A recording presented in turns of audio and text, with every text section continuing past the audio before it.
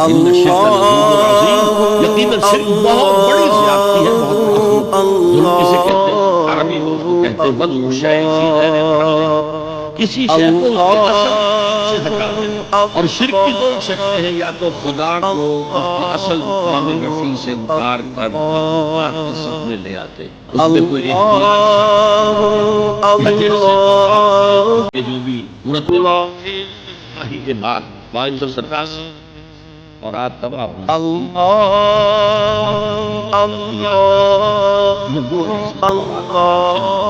اصل مراد، یا پھر مخلوقات میں سے کسی کو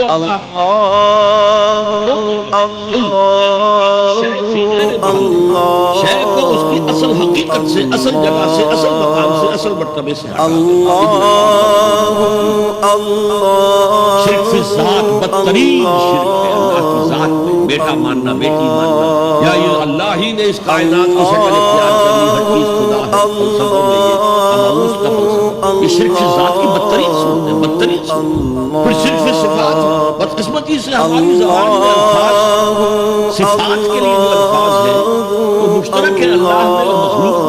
اللہ موجود ہے، ہم بھی موجود ہیں، اللہ علیم ہے، ہم بھی علیم ہے، عالم ہے، علامہ بھی ہے، علامہ۔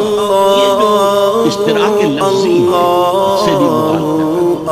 اللہ کی جملہ صفات اس کی ذاتی ہے، قدیم ہے جیسے اس کی ذات قدیم، اور غیر انتہائی ہے، لامحدود ہے، جبکہ مخلوقات کی ہر صفت عطائی ہے، اللہ کی دی ہوئی، محدود ہے، لامحدود، اور جیسے اس کا وجود حادث ہے اس کی صفت بھی حادث ہے۔ یہ فرق اگر ملحوظ رہے تب تو آدمی بچ جائے گا شرک صفات سے، ورنہ گڑبڑ ہوگا۔ پھر شرک فی الحقوق، اللہ کا حق ہے کہ اس کی بندگی کی جائے، اس کا حکم مانا جائے، اس کا قانون نافذ کیا جائے، اس کی حاکمیت تسلیم کی جائے۔ اس میں اگر آپ آکر شریک ہو گئے، ہم خود حاکم ہیں، حاکمیت جمہور، سلطانی جمہور کا آتا ہے زمانہ، جو تک شک مخلوق کو نظر آئے مٹا دو۔